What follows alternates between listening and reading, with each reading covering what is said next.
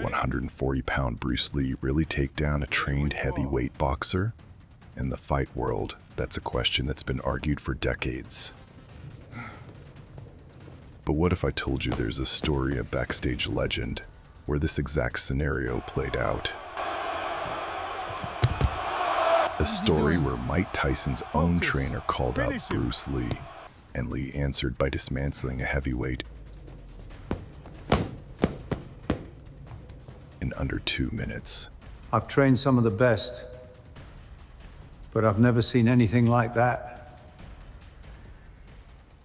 We're going to break down what supposedly happened, who was there, and whether this incredible encounter is fact or pure fiction. The stories about Bruce Lee aren't just stories, they're modern myths. Campfire tales for a world obsessed with the limits of human potential. They get told in dojos, whispered in gyms, and debated endlessly online. This particular legend doesn't have a specific date or a verified location, but the setting is always a place crackling with energy. Picture a gritty boxing gym that smells of leather and sweat, or maybe the chaos backstage at a film set. This still world where physical confidence is everything, and respect has to be earned. At the center of it all is Bruce Lee. By the late 60s and early 70s, he wasn't just an actor. He was a phenomenon. He was a walking revolution in human movement, a philosopher with fists like lightning.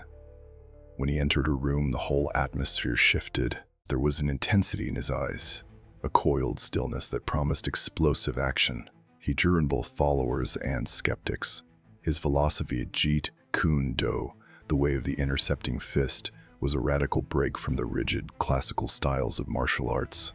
He preached adaptability, efficiency, and cutting away anything that wasn't essential. But to the old guard, the traditionalists, he was a heretic, and nowhere was the old guard more established than in Western boxing. In that world, size and power were the pillars of truth. It was a world that would eventually produce a fighter who embodied those pillars like no other. Mike Tyson, the other figure in our legend, is a man who represents this old guard. He's usually nameless, a ghost in the story, but he's given a powerful title, Mike Tyson's trainer.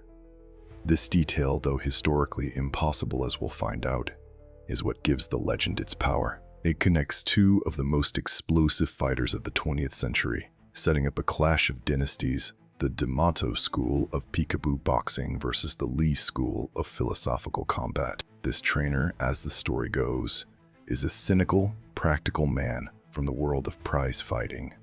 He believes in what he can see and time with a stopwatch. He believes in weight classes and the brutal math of mass equals power. He watches Lee the blindingly fast kicks, the 1-inch punch, and he's not impressed. To him, it's all movie stuff. The air gets thick with an unspoken challenge. On one side, Bruce Lee, a man who dedicated his life to proving that skill and speed could beat brute force. After his real-life fight with Wong Jack Man, he became obsessed with efficiency, believing his victory took too long. He was always looking to test his theories. On the other side, the boxing purist, a man whose world is built on a different foundation, where a heavyweight's jab can control a fight and a single power punch makes philosophy irrelevant. He sees Lee, maybe 145 pounds, soaking wet, and sees a small man who would be broken by a true heavyweight carrying a 100-pound advantage. The skepticism in his eyes isn't personal, it's professional conviction. The stage is set. So what kicks this whole thing off? It's always a single, dismissive comment. Imagine the scene. Bruce Lee has just finished a demonstration, maybe showing off his incredible speed to a crew of stunned stuntmen. The onlookers are buzzing with awe, and that's when the boxing trainer speaks up, his voice loud enough to cut through the noise. The exact line changes with each telling, but it's always something like, "That's fine for the movies, but in a real fight, against a real heavyweight, that stuff won't work." The words hang in the air. This is more than just trash talk. It's the fundamental question that has haunted combat sports forever. Can a small, skilled man beat a large, powerful one? It's a clash of ideologies. The intricate art of Jeet Kune versus the brutal science of boxing. The trainer has just thrown down the gauntlet. All eyes turn to Bruce Lee. The set goes quiet. According to the legend, he doesn't get angry. He doesn't launch into a philosophical defense. Those who trained with him often spoke of his incredible intensity.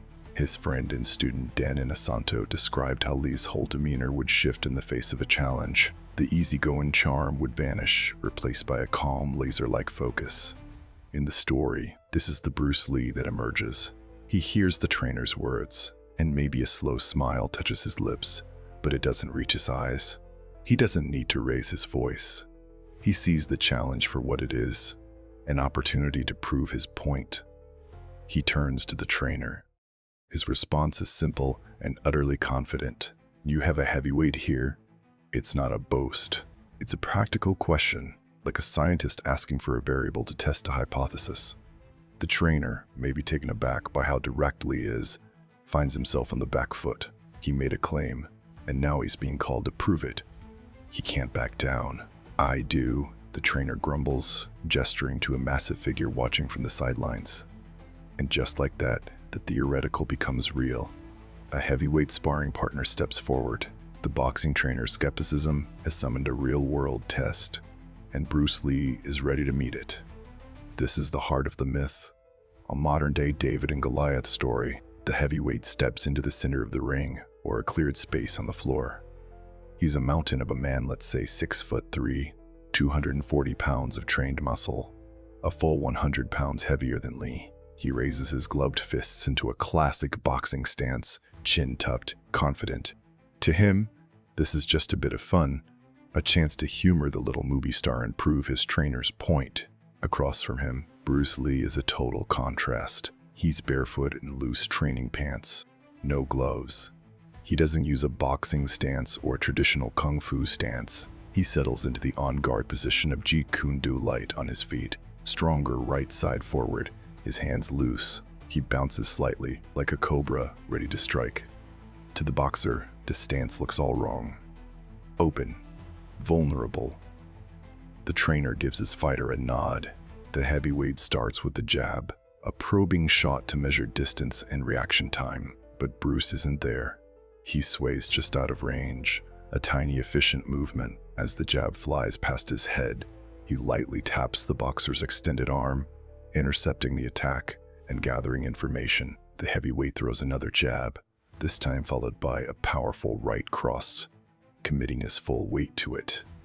This is what Lee was waiting for. Instead of backing away from the power, he explodes forward, moving inside the boxer's power arc, where his long arms are a disadvantage. Lee unleashes a volley of chain punches, a technique from his Wing Chun roots. Pack, pack, pack, pack. It sounds like firecrackers going off. The boxer, used to a simple 1-2 rhythm, is overwhelmed by the sheer speed and volume. Seeing his opponent stunned, Lee changes levels. He feints high, drawing the boxer's guard up. As the big man's hands rise, Lee drags a brutally fast side kick into his lead knee. This is classic Jeet Kune Do, attack the opponent's foundation. A boxer's power comes from the ground up, and that kick is designed to cripple his base. The impact is sharp. The heavyweight grunts in pain, his leg buckling. His balance is gone. For the first time, you can see alarm in his eyes. The trainer yells, "Clinch him! Use your weight." The heavyweight lunges forward, trying to smother Lee and use his size. But he's grabbing at smoke. Lee pivots, using the boxer's own momentum against him.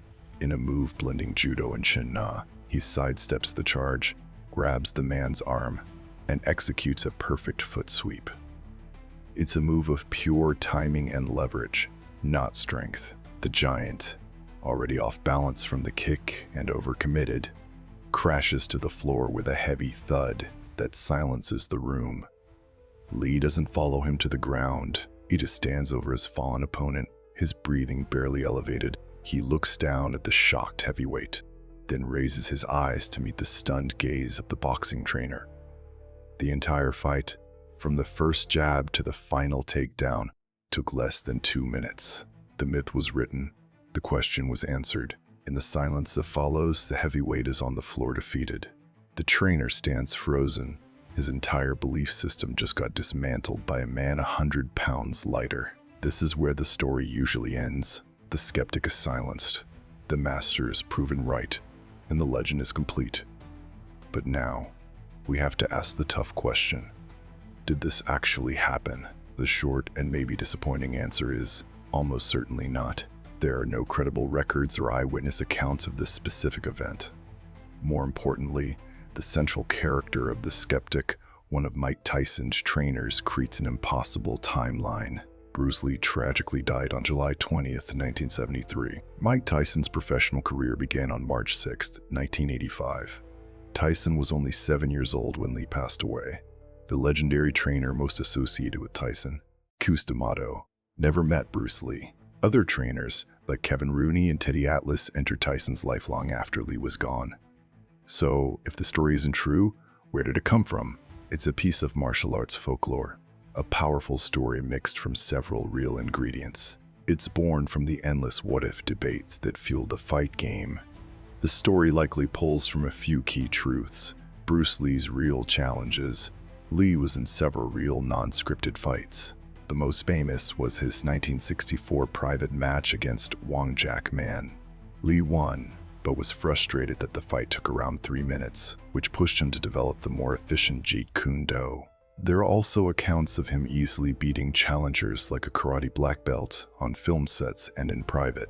Sparring with boxers, Lee deeply respected boxing and studied fighters like Muhammad Ali. He incorporated boxing's footwork and mechanics into his own art. In his early days in Seattle, some of his first students were experienced boxers, like former pro Ed Hart and Air Force heavyweight James DeMille.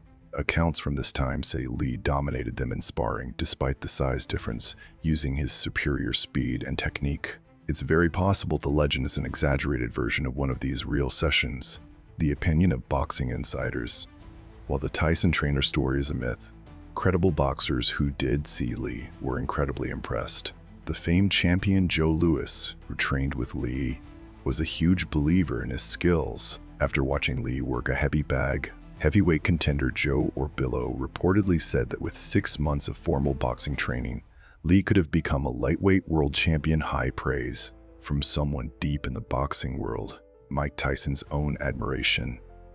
The final piece is Mike Tyson's own respect for Bruce Lee. Tyson, a student of fighting history, has called Lee a killer and an unbelievable martial artist. He deeply respects Lee's philosophy of doing as much damage as possible and getting out. However, Tyson has also been clear that in a straight boxing match, he believes his size and power would be decisive, framing it as a simple matter of physics.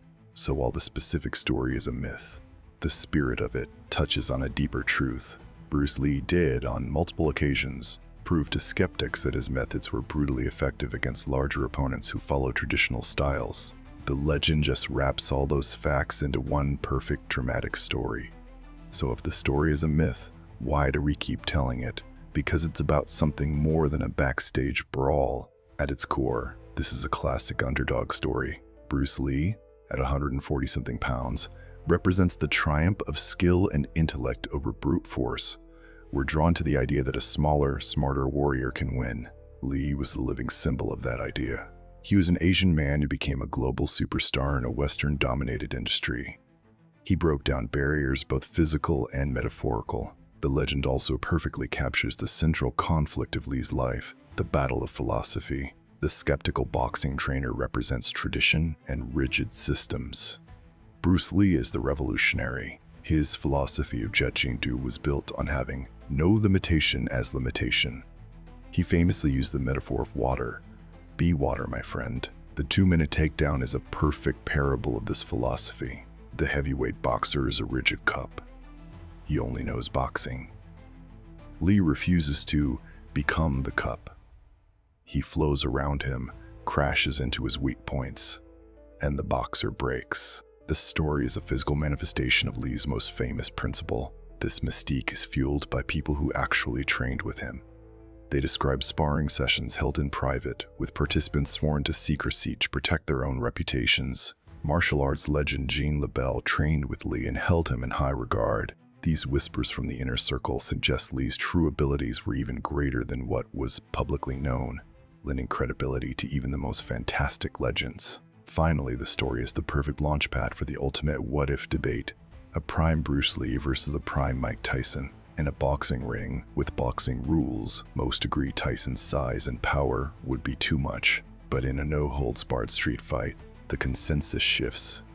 Lee's arsenal was infinitely larger. He had kicks to attack Tyson's legs, the speed to evade him, and a philosophy of attacking vulnerable target's eyes, throat, groin that are off limits in sports but central to Jeet Kune.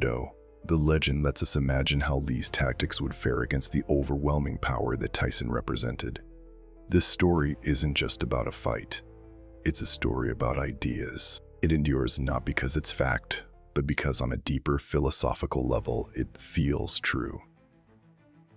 Alright, so where does that leave us? The story of Mike Tyson's trainer and the 2-minute takedown is a myth. The timeline doesn't work. The names are missing, and there's no evidence it ever happened. But dismissing it as just a myth misses the point. The legend isn't really about a specific person. It's a powerful narrative that captures the essence of Bruce Lee's impact. It's a story about the revolutionary versus the establishment, brilliant technique versus brute force, a fluid philosophy versus a rigid mindset. The story thrives because it perfectly illustrates the central promise of Bruce Lee, that a smaller, smarter, faster person could overcome any obstacle. While this encounter is fiction, it's built on a foundation of truth. The truth of Lee's obsessive training, his real-life fights against challengers, and the genuine awe he inspired in seasoned professional fighters. The legend is a highlight reel of his entire philosophy, condensed into one explosive 2-minute story. In the end, the line between fact and legend often blurs with a figure like Bruce Lee. He spent his life pushing the limits of what was thought possible. So is it any wonder the stories about him do the same? So what do you think? In a real no-rules fight, who comes out on top? A prime Mike Tyson or a prime Bruce Lee? Let us know your reasoning in the comments below.